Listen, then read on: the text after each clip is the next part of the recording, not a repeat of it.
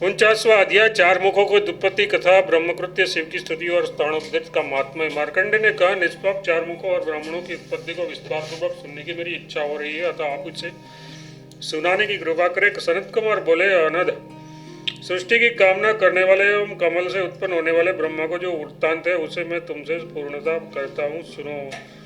लोक पितामह भगवान ब्रह्मा ने उत्पन्न होते ही पहले अचर और चर रूप संपूर्ण भूतों की रचना की। पुनः उसके सृष्टि की चिंता करने पर एक नीले कमल दल के समान श्याम पतले मध्य भाग वाली सुलोचना मनोमोहिनी कन्या उत्पन्न हुई। उन मनोहर कन्या को देखकर ब्रह्मा ने उसे संतानोत्पत्ति हेतु बुलाया। बस उस महान पाप से ब्रह्मा का मस्तक गिर गया। वे ब्रह्मा जी उस गिरे मस्तक को लेकर सभी पापों का विनाश करने वाले तीनों लोगों में विख्यात सन्नाहित सर नाम के तीर्थ में गए। ऋषि और सिद्धों से सेवित उस तीर्थ स्थानु तीर्थ में सरस्वती के उत्तरी तट पर चतुर्मुख चार मुख वाले शिवलिंग को स्थापित कर प्रतिदिन मनोरम धूप दुगंध सुंदर उपहारों एवं रुद्र सूक्तों से उसकी उपासना करने लगे। उसके इस प्रकार भक्तिपूर्वक शिव पूजा में तन्मय हो और जाने पर भगवान नीलोहित शंकर जी स्वयं ही वहां आए गए। लोक पितामह ब्रह्मा ने उन आए हुए शिव को देखकर सिर झुकाकर प्रणाम किया और पुनः वे ब्रह्मा जी उन शिव की स्तुति करने लगे। ब्रह्मा ने कहा, भूत भव्य तथा भव के आश्रय स्वरूप महादेव जी आपको नमस्कार है। नित्य स्तुति किए जाने वाले और तीनों लोगों के रक्षक आपको नमस्कार है। सभी पापों को नष्ट करने वाले एवं पवित्र देह वाले आपको नमस्कार है। चर और अचर के गुरु आप रहस्यों के भी रहस्यों को गुप्त से गुप्त तत्वों को प्रकाशित करने वाले हैं। वेद्यों की दवाओं से दूर न होने वाले, सभी रोगों का विनाश करने वाले, रुरु मुर्ग चर्मधारी शोक से रहित शिव आपको नमस्कार है। जल की उताल तरंगों से महाबुद्धि के विघटन करने में स्वयं भी सुक्षुब्ध देव आपके नाम का जप करने वाले प्राणी संसार में नहीं पड़ते। नित्य आपको नमस्कार है। तीनों लोगों के पालक कल्याणकारी निश्चयात्मिकता बुद्धि से भी अगम्य अप्रमेय शारीरिक मानसिक रोगों के नाश करने वाले आपको नमस्कार है। सबसे परे अपरिमेय माप में न आने योग्य सभी प्राणियों के प्रिय देव एवं सभी पापों के क्षय करने वाले योगेश्वर आपको नमस्कार है। आप स्थाणु स्वरूप सिद्ध एवं सिद्धों तथा वंदनियों के द्वारा स्तुति आपको नमस्कार है। संसार के प्राणियों के लिए दुर्ग बने हुए आप विश्वरूप के लिए नमस्कार है। सर्वराज के द्वारा बखानी गई महिमा वाले सर्वराज के बाजूबंद एवं माला धारण करने वाले भास्कराज स्वरूप आपको नमस्कार है। इस प्रकार स्तुति किए जाने पर शंकर ने ब्रह्मा से कहा, ब्रह्मन जो कार्य अवश्यम भावी है उसके विषय में आपको कभी भी चिंता नहीं करनी चाहिए। पहले वराह कल्प में मैंने आपको जो मस्तक अपहृत किया था वही चार मुख हो गया।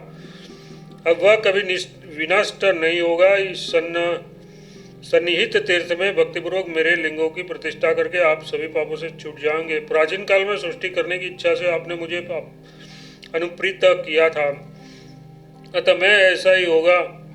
यह कहकर भूतों के देश में रहने वाले की भांति दीर्घकाल तक तप करके सन्निहित में विलीन होकर स्थित रहा। उसके बाद आपने बहुत दिनों तक मेरी प्रतीक्षा की। फिर आपने अपने मन में सभी प्राणियों की सृष्टि करने वाले का ध्यान किया। तब उन्होंने मुझे यहाँ जल में विलीन देखकर आपसे कहा कि यदि मुझसे अन्य कोई बड़ा पहले हुआ न माना जाए तो मैं प्रजा की सृष्टि करूंगा। आपने कहा, आपके सिवा कोई दूसरा अग्रज पुरुष नहीं है। ये स्थाणु जल में विलीन तथा विवश पड़े हैं। आप मेरा कल्याण करें। फिर उन्होंने दक्ष आदि प्रजापतियों तथा समस्त भूतों की सृष्टि की। इस तरह जिन्होंने इस चार प्रकार के प्राणी समुदाय को उत्पन्न किया, सृष्टि होते ही वे सभी प्रजाएं शुद्धित हो गई और प्रजापति को खाने की इच्छा से उन्हीं पर लपक पड़ी। जब उन्होंने उन्हीं का भक्षण करने की चेष्टा की तब त्राण पाने की इच्छा से वे पितामह के पास दौड़कर गए और उससे बोले, प्रजाओं की जीविका का विधान कीजिए। फिर आपने उन्हें अन्न जीवन दान साधन प्रदान किया। अचल प्राणियों की महिमा महाऔषधियों और निर्बल चल प्राणी शक्तिशाली प्राणियों के अन्न प्राचन शक्ति बने। इस प्रकार जीवन निर्वाह के लिए प्राणन शक्ति का विधान हुआ। फिर सभी प्रजाएं अपने स्थान को लौट गई। फिर तो वे सब परस्पर प्रेमपूर्वक रहकर बढ़ने लगे। प्राणी समुदाय के बढ़ने एवं लोक के गुरु आपके हर्षित होने पर मैंने उस जल से निकलकर प्रजा को देखा। उसके बाद आप अपने तेज से उत्पन्न हुए उन प्रजाओं को देखकर भारी क्रोध से भरकर मैंने लिंग को उखाड़कर फेंक दिया।